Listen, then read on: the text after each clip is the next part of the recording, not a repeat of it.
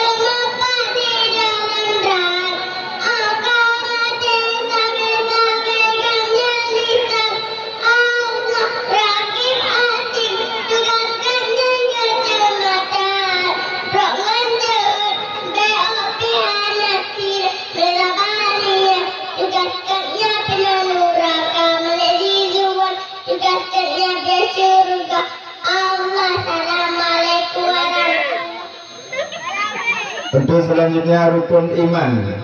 Rukun iman adalah enam. Pertama, percaya pada Allah. Kedua, percaya Rasulullah. Ketiga, percaya malaikat.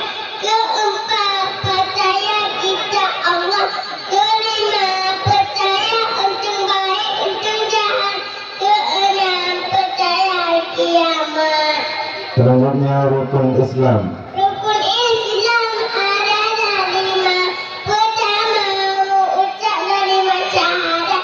Kedua, salat. Ketiga, puasa di bulan suci Ramadan. Keempat, bayar zakat. Kelima, naik haji. Yang kuasa pergi ke tanah suci. Selanjutnya rukun 13 dalam sembahyang.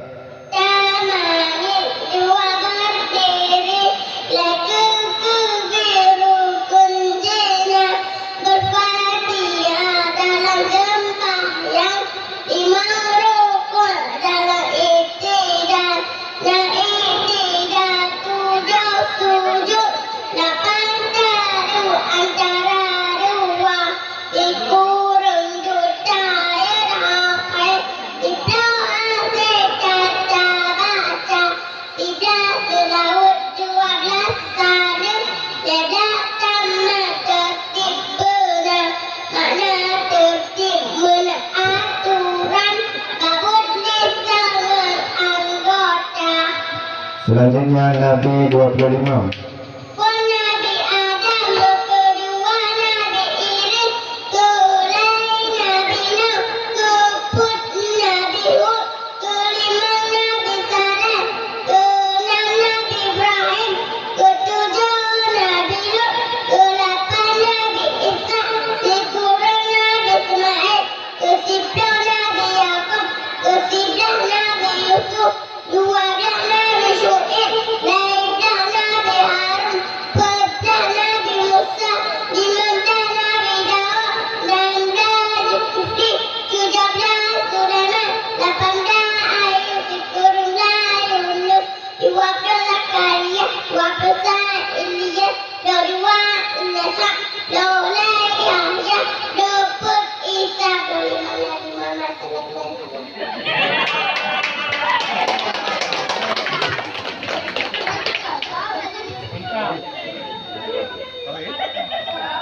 Selanjutnya sahabat dijamin masuk surga. Ampun Abu Bakar, kedua Umar, kelai Utsman, keput Ali,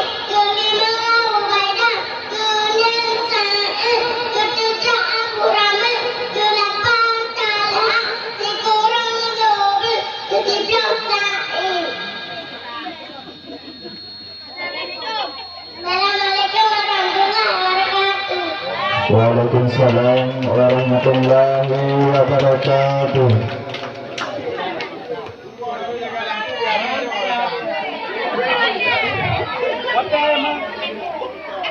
Selanjutnya Sri Tilawah